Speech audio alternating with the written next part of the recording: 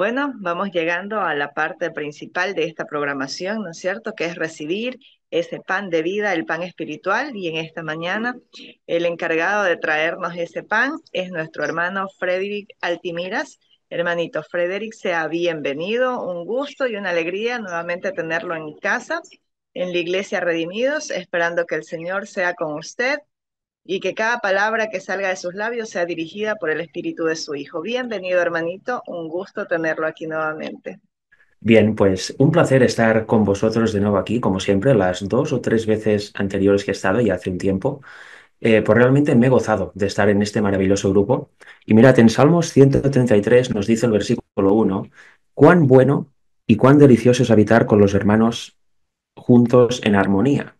Y el último versículo, que es el 3, nos dice que allí envía Jehová bendición y vida eterna. Yo creo realmente desde que he conocido la Iglesia Redimidos que aquí se cumplen esas palabras, ¿no? Cuán delicioso, cuán bonito es reunirse en un grupo donde los hermanos están en armonía. Y obviamente el fruto inmediato, la consecuencia inmediata es recibir la bendición de Dios en este lugar, ¿verdad? Y yo creo que, bueno, no hace falta hablar mucho, ¿no? Se ve claramente que la bendición de Dios, al menos de momento, está en este lugar. Y ojalá siga así hasta que venga Cristo, ¿no? Que se mantenga ese espíritu y este camino firme que hay en esta maravillosa iglesia online. Y bien, hoy os voy a traer un tema que es realmente interesante para conocer cierta área del Evangelio.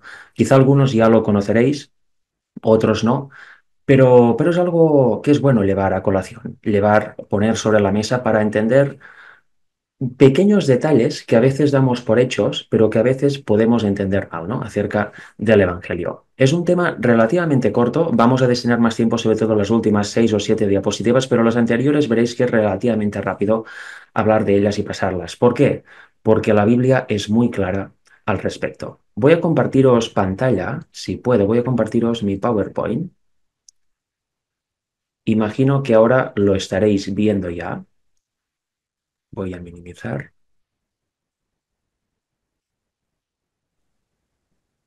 Bien, si me confirmáis que lo estáis Sí, viendo, sí, perfecto, genial.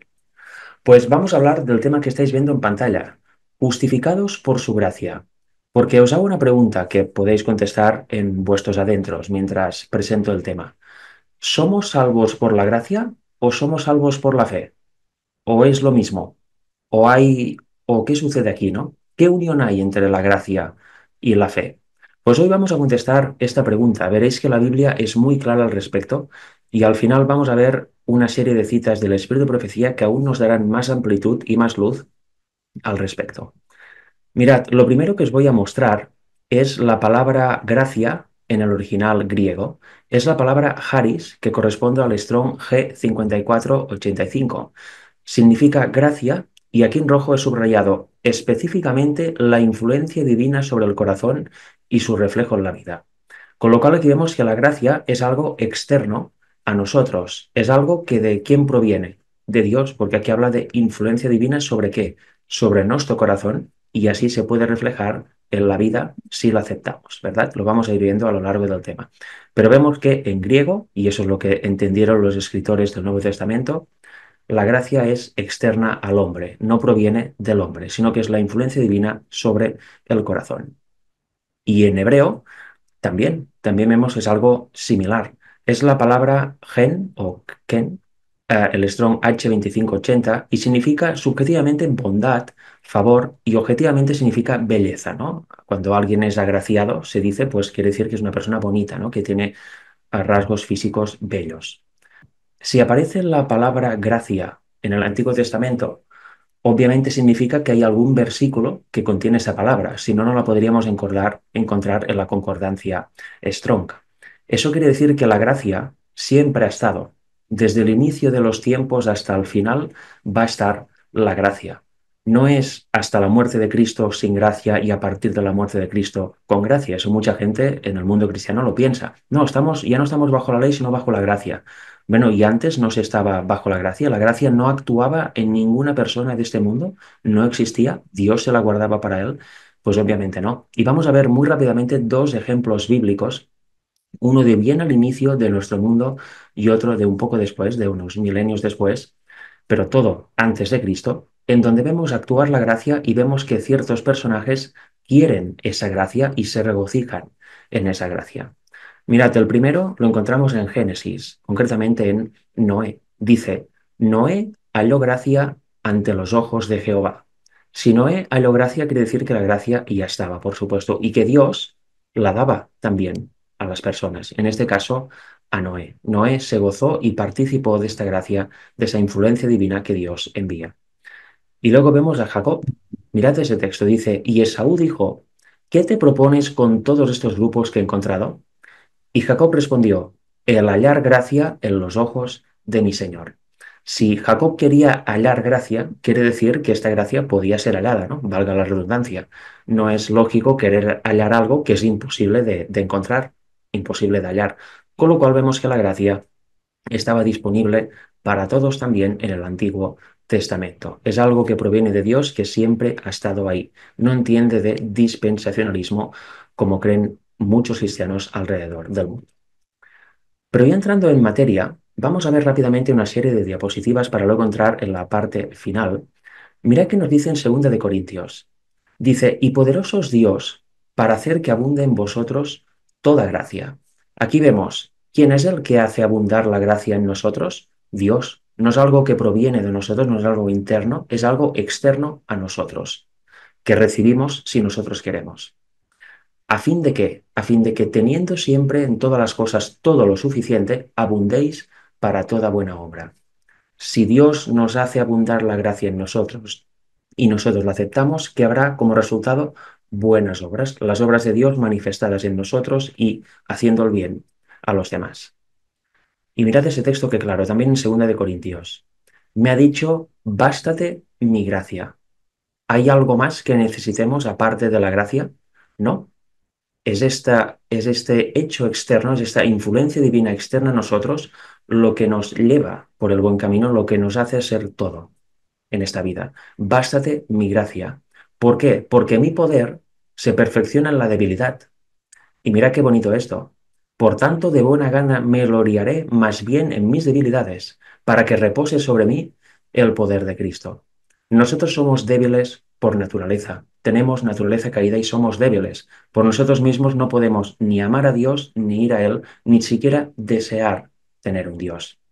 Pero la gracia cuando actúa y nosotros la aceptamos, somos conscientes de ella y la aceptamos en nuestra vida, luego que dice aquí, nos perfecciona en nuestra debilidad.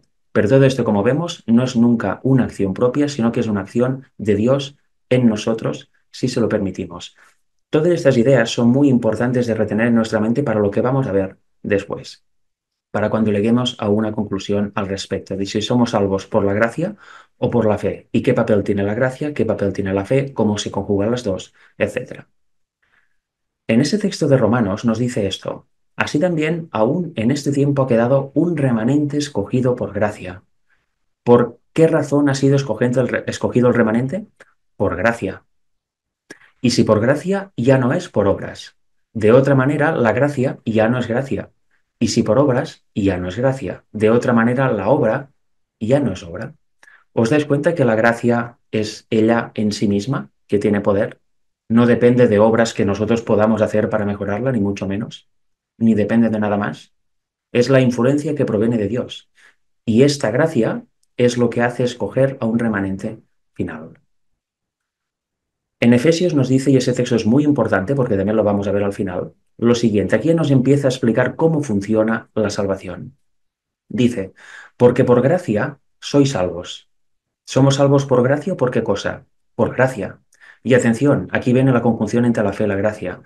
Por medio de la fe.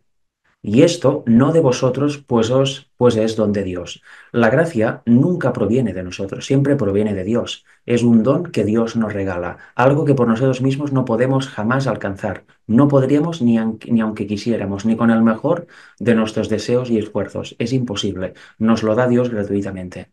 Y dice que por esa gracia es como somos salvos. Pero ¿cómo nos lega esta gracia? Por medio de la fe. Y aquí es donde se conjuga la gracia y la fe. La gracia está ahí. Y el conducto, el medio por el cual llega a nosotros, si se lo permitimos, es por medio de la fe. Luego vamos a ver un poquito más al respecto. Vuelvo a decir, no por obras. para que nadie se gloríe. Es enteramente de Dios que proviene. Porque somos hechura suya, creados en Cristo Jesús para buenas obras, las cuales Dios preparó de antemano. ¿Veis que el hombre nunca participa en nada de forma, digamos, de mejorar lo que Dios da o de colaborar con el Señor en el sentido de aportar algo que mejore lo que Dios ya tiene en mente? El hombre simplemente recibe y Dios actúa a través del hombre si éste lo acepta y se deja usar por el Señor. Porque ni siquiera las buenas obras pueden ser nuestras, obviamente. Son buenas porque Dios las hace en nosotros. Nosotros le permitimos que las haga en nosotros. Si no, por naturaleza, nuestras obras serían malas, aunque tuvieran apariencia de bondad. Luego vamos a volver a ese texto y veréis que va a quedar todo clarísimo, con una cita del Espíritu de Profecía. En Hebreos nos dice lo siguiente: por tanto, teniendo un gran sumo sacerdote que traspasó los cielos, Jesús, el Hijo de Dios, retengamos nuestra profesión, porque no tenemos un sumo sacerdote que no pueda compadecerse de nuestras debilidades, sino uno que fue tentado en todo según nuestra semejanza, pero sin pecado. ¿Por qué puede compadecerse de nuestras debilidades? Pues porque Jesús, aquí como hombre, fue tentado en todo como nosotros, exactamente igual que nosotros. ¿Pero qué? Pero sin pecado, jamás cedió a la tentación. Por eso puede ser sumo sacerdote apto para nosotros. Luego nos dice que nos acerquemos, pues, confiadamente al trono de qué? De la gracia, al trono de Dios, para alcanzar qué? Misericordia y hallar gracia para el oportuno socorro. ¿Veis una vez más que siempre habla de la gracia como medio de salvación, como ente salvífico proveniente de Dios? En Primera de Pedro nos dice, mas el Dios de qué? De toda gracia, que nos llamó. ¿Quién nos llamó? ¿Nosotros le amamos a Dios? ¿O Él nos llama a nosotros? Él nos llamó. Y nosotros tenemos que responder o simplemente ignorar la llamada. Y lo llama Pedro Dios de toda gracia, a su gloria eterna en Jesucristo. Nos llamó a su gloria eterna en Jesucristo. Eso es muy importante. Después que hayáis padecido un poco de tiempo, Él mismo os perfeccione, afirme, fortalezca y establezca. Antes la Biblia ya ha establecido que en nuestra debilidad se perfecciona por el poder de Dios, por medio de la gracia, se perfecciona en nosotros a nuestra debilidad, por el poder de Dios en nosotros. Ya no somos más débiles, sino que somos fuertes. ¿Por qué? Por la acción de la gracia en nosotros, por medio de la fe. Pero lo que quiero ver con todos esos versículos es que el hombre no colabora con Dios de forma activa en planear la salvación, sino que simplemente la recibe. ¿Ves que siempre Dios es quien llama, quien hace, quien propicia, etcétera? Vamos a ver un poquito más al respecto, porque en Hechos también veremos dos o tres ejemplos de lo que entendieron los apóstoles en aquel momento, y sobre todo las palabras que usaron que demuestran el entendimiento que tenían del Evangelio.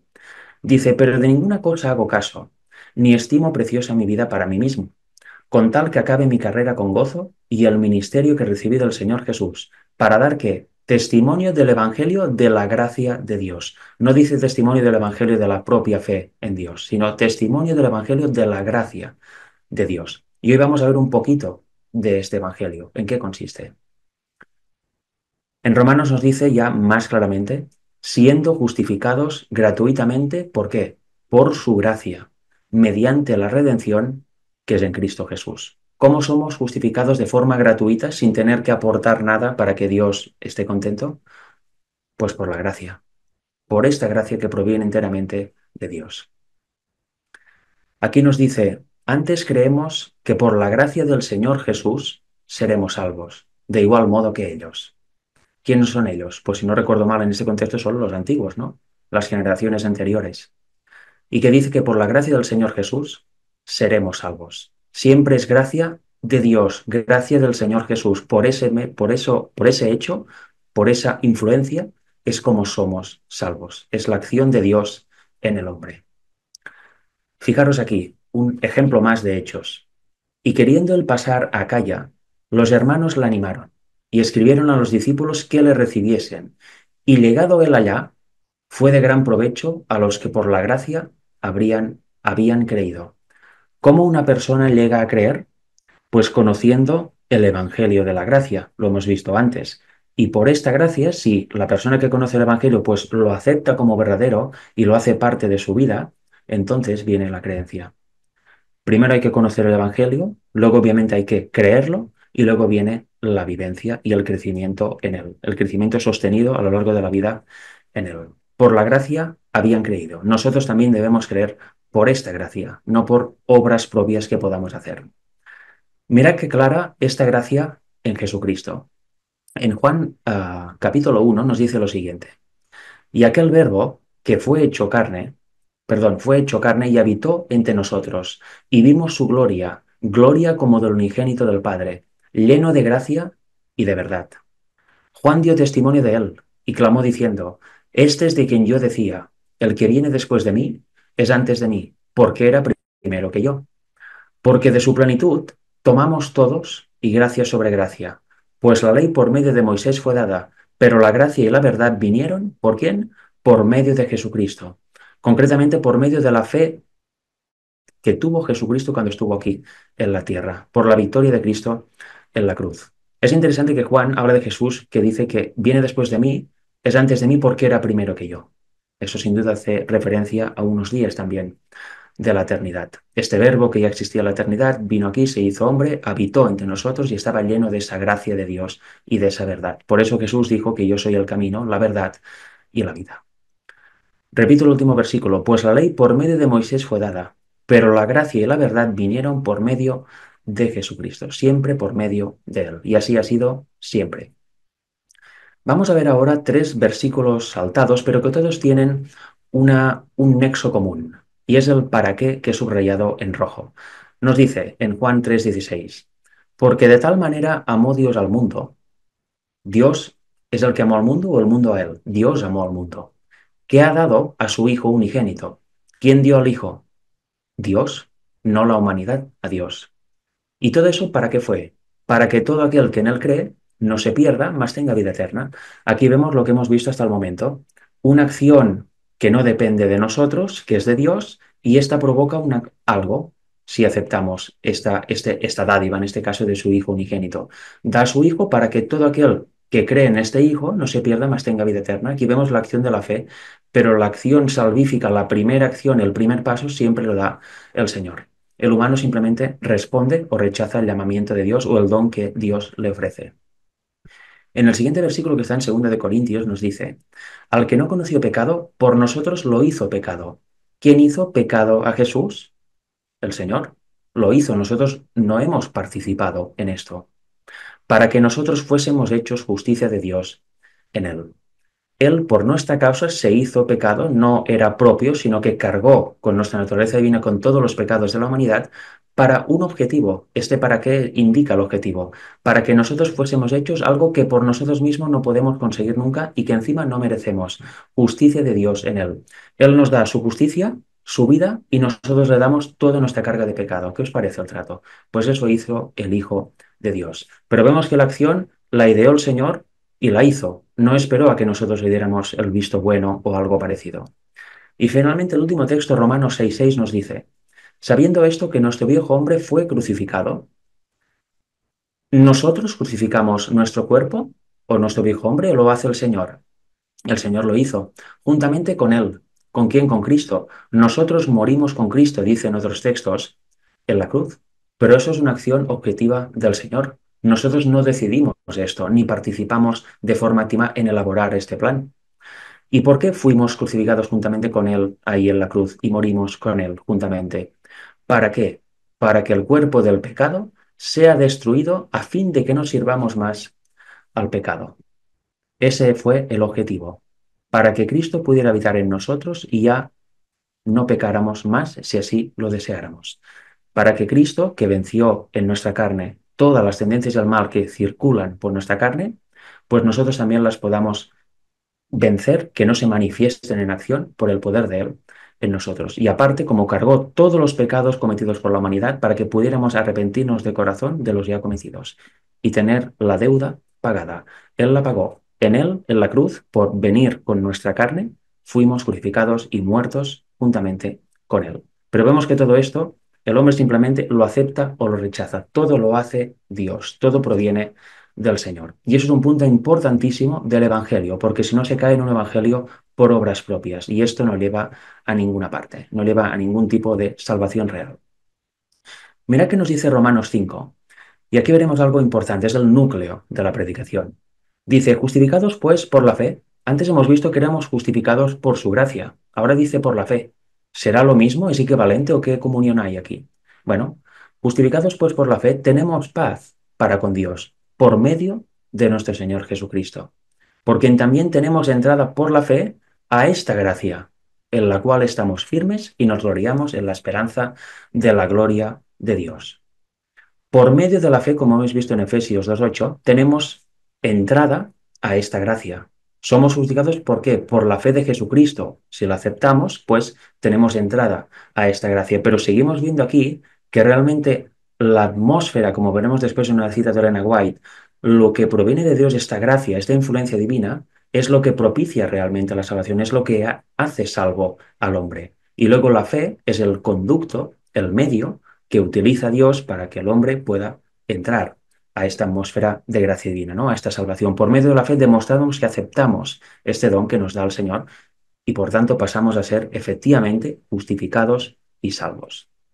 Mirad, vamos a leer estos siguientes versículos también de Romanos 5. Es simplemente seguir un poco más en el capítulo. Nos dice así: por tanto, como el pecado entró en el mundo por un hombre, ¿cuál es? Adán.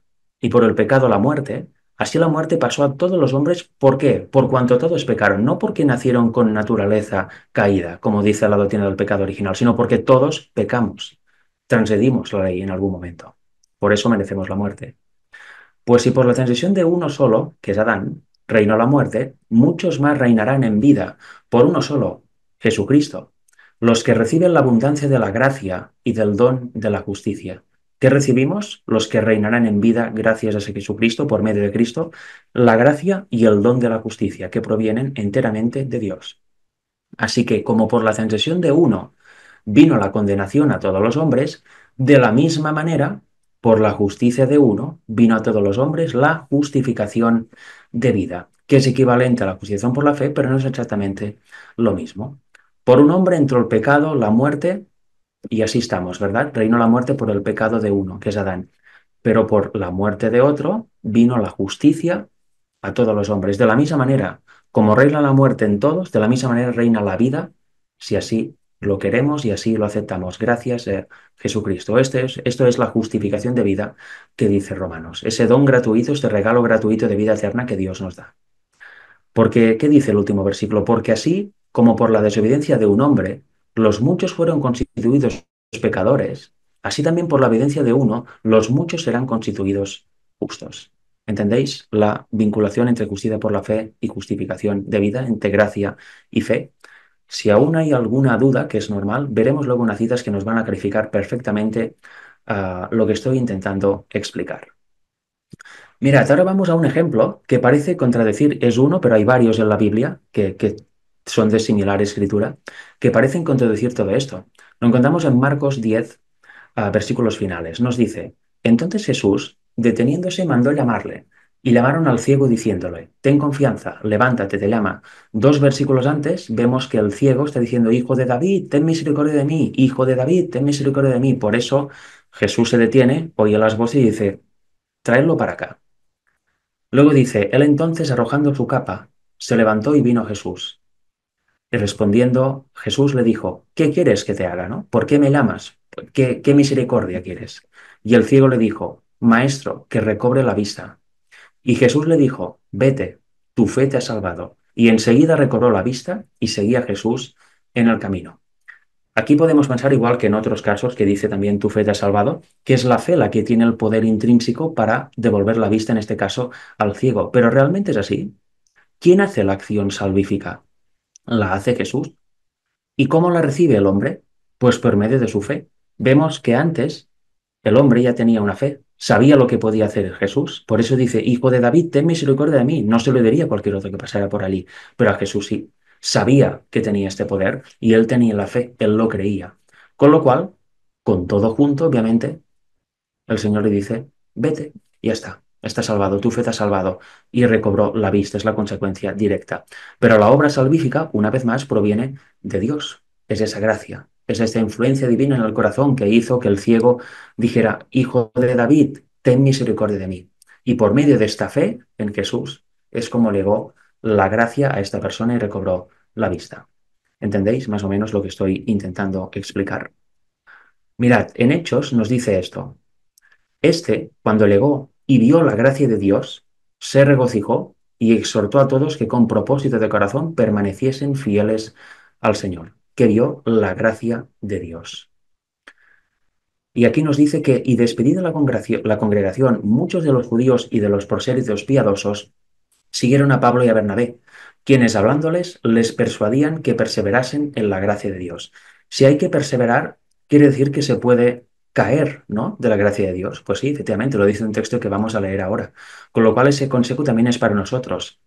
Perseveremos en la gracia de Dios, no nos desliguemos de ella, porque fácilmente podríamos hacer esto, que es lo que ha hecho la inmensa mayoría del mundo cristiano. Mira qué dice el versículo 4 de Judas, porque algunos hombres han entrado encubiertamente, los que desde antes habían sido destinados para esta condenación, hombres impíos que convierten en libertinaje la gracia de nuestro Dios y niegan a Dios, el único soberano, y a nuestro Señor Jesucristo. Fijaros, eso es lo que cree el mundo cristiano en general. Estamos bajo la gracia, no bajo la ley, con lo cual libertad para hacer lo que queramos. Ya somos salvos, no tenemos nada más de qué preocuparnos. ¿Realmente hemos de entender el Evangelio y la gracia así? ¿Verdad que no?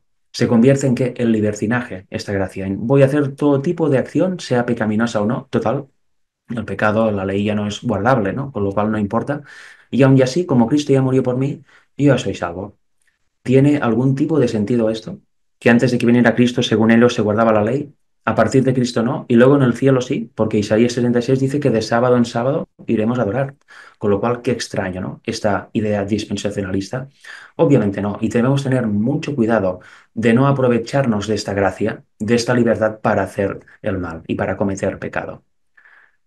Mirad, porque podemos caer de la gracia. De hecho, los Gálatas habían caído en cierto momento. Mira qué dice aquí. De Cristo os desligasteis. Los que por la ley os justificáis. De la gracia habéis caído. Hay un texto que no está aquí, que creo que es Romanos 6:3, o si no está en aquel capítulo, que dice, entonces si no estamos bajo la ley y bajo la gracia, podemos pecar tranquilamente, ¿no? Viene a decir algo así. Pablo dice en ninguna manera. Eso sería convertir en libertinaje la gracia, el don que Dios nos da para heredar la vida eterna. Y por lo tanto, pensando así o de maneras similares, podemos caer de esta gracia. O bien volviendo a la justicia propia, justificación propia de salvación por obras, ley, ley, ley y ya está, sin Cristo. Eso es caer de la gracia. O bien aprovecharnos tanto de la gracia que pensemos que podemos hacer lo que queramos, que no, ya no hay ley, no hay absolutamente nada, Cristo ya lo hizo todo, con lo cual yo soy libre, hago todo lo que quiero y me apetezca, vivo mi vida como yo quiero y entonces ya seré salvo también. Hay dos extremos, como siempre, que son propiciados por Satanás. Sabe que a unos les gusta más la dureza, la seriedad, pues os doy esto, salvación por obras. Y hay otros que sabe, otros caracteres de personas que dicen, no, no, yo quiero hacer lo que quiera y no quiero problemas ni leyes. Bueno, pues puedes hacer lo que quieras, Cristo ya murió por ti. ¿Veis cómo Satanás siempre va a los dos extremos? Está en el lado duro y en el lado más de libertinaje, ¿no? El lado más suave. Pero en los dos domina Satanás. En los dos son mensajes del diablo para que el humano se pierda. No caigamos de esta gracia. Es el consejo que dio a los Gálatas, o mejor dicho, ya les dijo, habéis caído de esta gracia por volver a judaizar, que no nos pase a nosotros. Mirad, también en Gálatas nos dice esto. Estoy maravillado de que tan pronto os hayáis alejado del que os llamó por la gracia de Cristo. ¿Para seguir qué? Un evangelio diferente. No es que haya otro, sino que hay algunos que os perturban y quieren pervertir el evangelio de Cristo. Eso es muy importante. De evangelio solo hay uno. Pero luego existen múltiples perversiones de este, muchas copias, pero evangelio solo hay uno. No es que podamos decir, no, mira, está el evangelio verdadero, este, no. Es el único, el genuino, el único que existe y luego un montón de copias de este. Porque dice el último versículo, mas si aún nosotros o un ángel del cielo os anunciare otro evangelio diferente del que os hemos anunciado, sea anatema. Aquí vemos, si nos alejamos lo más mínimo de lo que dice la palabra de Dios y tal como lo dice el Señor en su palabra, corremos el peligro de creer otro evangelio, una perversión, mejor dicho, del evangelio verdadero. ¿Y luego qué? Pues iremos de mal en peor, por supuesto. Las personas que se ciñen solo en la Biblia deben decir claramente que algo es anatema si contradice los principios básicos de la Biblia. Es igual que con la deidad. Hay el Dios verdadero y luego hay muchas ideas respecto a Dios. ¿Estas existen o son perversiones del Dios verdadero? No. El único Dios que existe literalmente y físicamente es el Dios verdadero. Todas las otras tergiversaciones de Dios y de su esencia, de su persona, etcétera, son invenciones humanas. No existen en la realidad, solo son teorías filosóficas. Eso hay que tenerlo claro también para poder hablar con propiedad. No vamos a encontrar ahí una Trinidad, ahí una Divinidad y luego al Dios verdadero, ¿no? Si pudiéramos mirar así a simple vista, veríamos únicamente al Dios verdadero. Las Trinidades, Divinidades, cualquier tipo de creencia o teología acerca de Dios que no es la verdadera, solo están en el papel, en las mentes de las personas que las trajeron a colación, pero no existen en realidad. Eso es algo que debemos tener claro y también con el Evangelio. No existe ningún otro Evangelio que no sea el verdadero. Lo otro son invenciones en la mente de las personas. Mirad, vamos a empezar con una serie de citas, solo 5 o 6 creo, para terminar el tema, que nos van a aclarar mucho lo que he estado intentando hablar. Y seguro que el Señor a través de las citas va a aclarar mucho lo que he intentado explicar. Mirad, en el camino a Cristo encontramos esto. En el don incomparable de su Hijo, Dios rodeó al mundo entero con una atmósfera de gracia. ¿Quién rodeó al mundo? Dios. ¿Con esa qué? Con esa atmósfera de gracia que proviene de Él, que nos da Él. Vemos que es algo externo a nosotros. Es una atmósfera de gracia tan real como el aire que circula en derredor del globo. Aquí, bueno, un pequeño apunte. Vemos que Elena White defendía una tierra circular, no una tierra plana. Y de hecho hay ciertos escritos de ella, de alguien que vino en su tiempo hablando de la tierra plana, que ella le dijo, da igual si es plana o redonda, tú predica el mensaje del tercer ángel, ¿no? Que es el mensaje de la justicia por la fe. Eso también debería servir para hoy en día, ¿no? No nos desviemos con temas colaterales que nunca podemos demostrar y que no son ni siquiera importantes. Prediquemos el mensaje. Pero aquí, como apunte, dicen derredor del globo, no en derredor de la planicie. Luego nos sigue comentando, todos los que decidan respirar esa atmósfera vivificante vivirán y crecerán hasta alcanzar la estatura de hombres y mujeres en Cristo Jesús. Aquí vemos las dos cosas. ¿Qué proviene de Dios? Esa atmósfera de gracia que rodea al mundo entero, rodea al globo. Y estando esta atmósfera presente, luego las personas toman acción. ¿Y qué es la acción? Decidir si la respiran o no.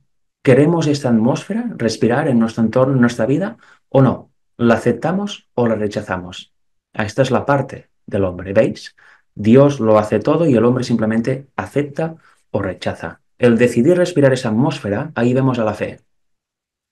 Y en la atmósfera en sí, vemos la gracia, vemos la salvación que proviene enteramente de Dios. Y mirad aquí porque aún lo veremos más claro. Dice en Fe y Obras, es peligroso considerar que la justificación por la fe pone mérito en la fe. Y yo cuando leí esta cita dije, wow, pues yo en su momento en algunas predicaciones he puesto más mérito en la fe que en otra cosa. Realmente, ¿no? En mi entendimiento. Y veo que en cierta manera estaba cometiendo un error o no estaba explicando suficientemente bien lo que es el Evangelio o lo que es la justificación por la fe.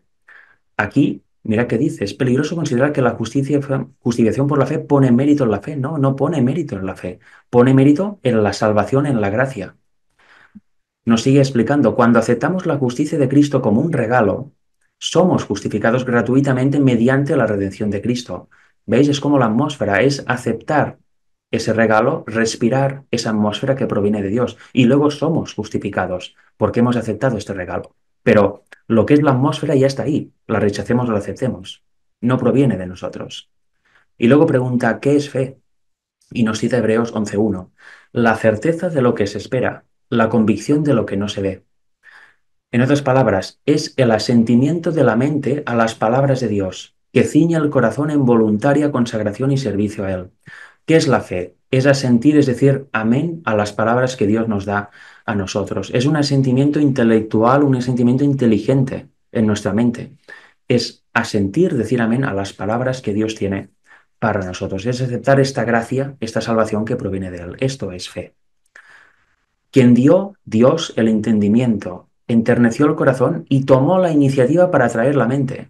O sea, nosotros la sentimos con nuestra mente, rechazamos, aceptamos, pero Él la trae a Él mismo. ¿Os dais cuenta? Ni eso siquiera hacemos nosotros. Bueno, voy a traer mi mente hacia Dios. No, Él la trae hacia Él y tú simplemente aceptas o no. Hasta eso hace Él. Toma la iniciativa. Siempre es Dios, nunca es el hombre. ¿A fin de qué? A fin de que contemplara a Cristo en la cruz del Calvario. La fe es rendir a Dios las facultades intelectuales, entregarle la mente y la voluntad. Esa es la obra del hombre. Y hacer de Cristo la única puerta para entrar en el reino de los cielos. Bueno, creo que el Espíritu de Profecía lo dice muy claramente, ¿no? Vemos lo que es la gracia, lo que es la fe y cómo funciona la salvación, ¿verdad? Vemos que todo proviene enteramente de Dios, todo, y nosotros aceptamos o rechazamos, pero todo proviene de Él. Y la fe es el medio, es el conducto.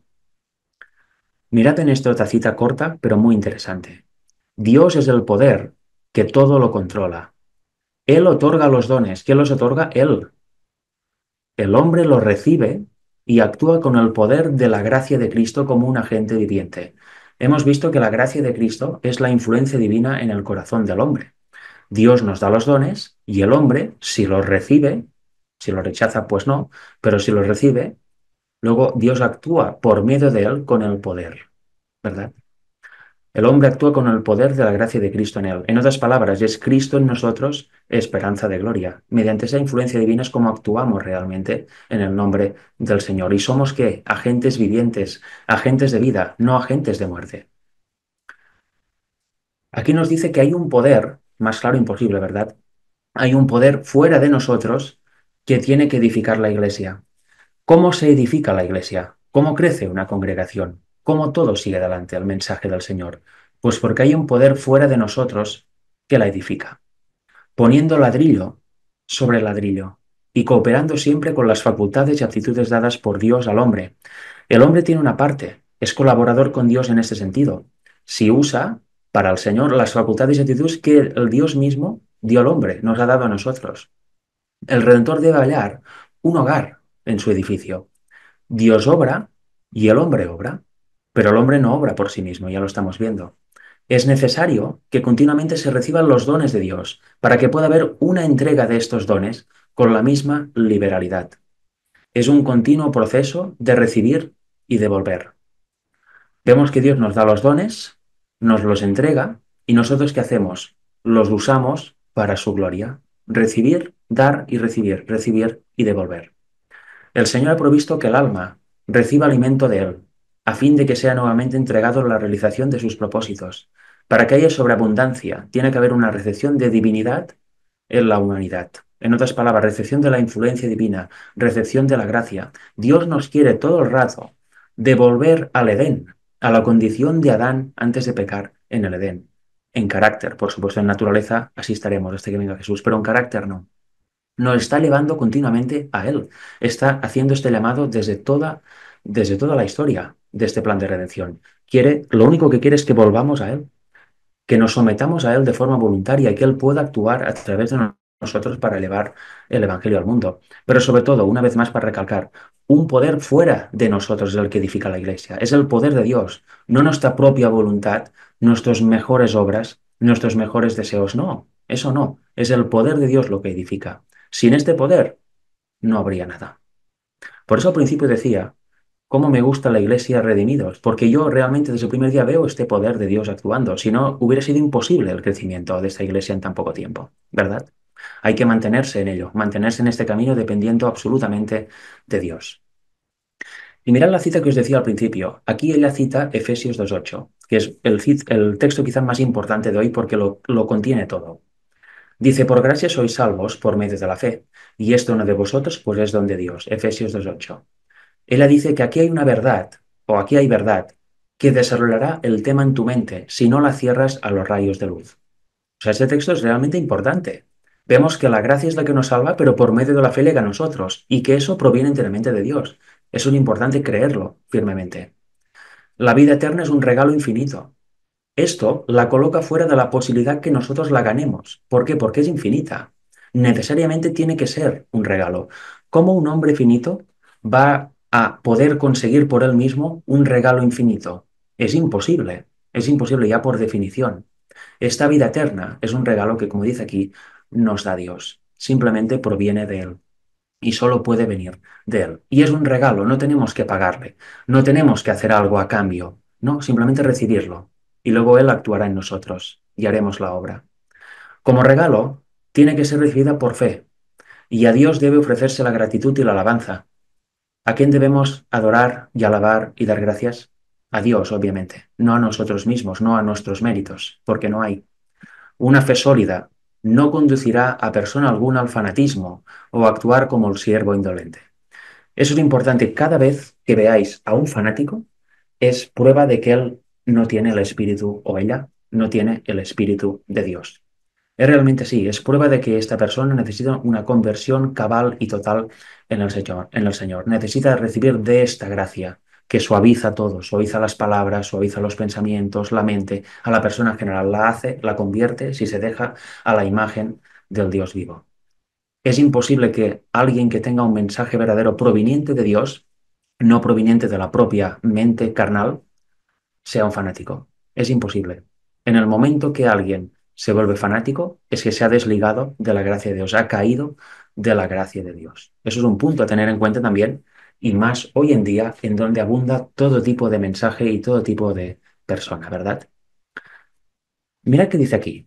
El poder maléfico de Satanás induce a los hombres a mirarse a sí mismos en lugar de contemplar a Jesús. Eso es algo que sabemos perfectamente, ¿verdad? La justicia de Cristo debe estar delante de nosotros si la gloria del Señor llega a ser nuestra retaguardia.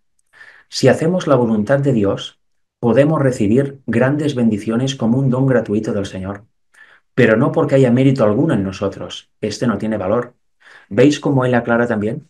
Aquí podemos decir, bueno, entonces si yo hago, me esfuerzo a hacer la voluntad del Señor, puedo recibir grandes bendiciones. Qué bien, voy a ello. No, no, no, no hay mérito alguno en nosotros, no hay ningún valor en tu esfuerzo, en tu mérito. Todo proviene de Él, es un don gratuito del Señor. Y este don, si lo recibes, hará que hagas la voluntad del Señor, pero porque Él lo propicia y Él te ha llamado a hacer eso, no porque salgan naturalmente de ti.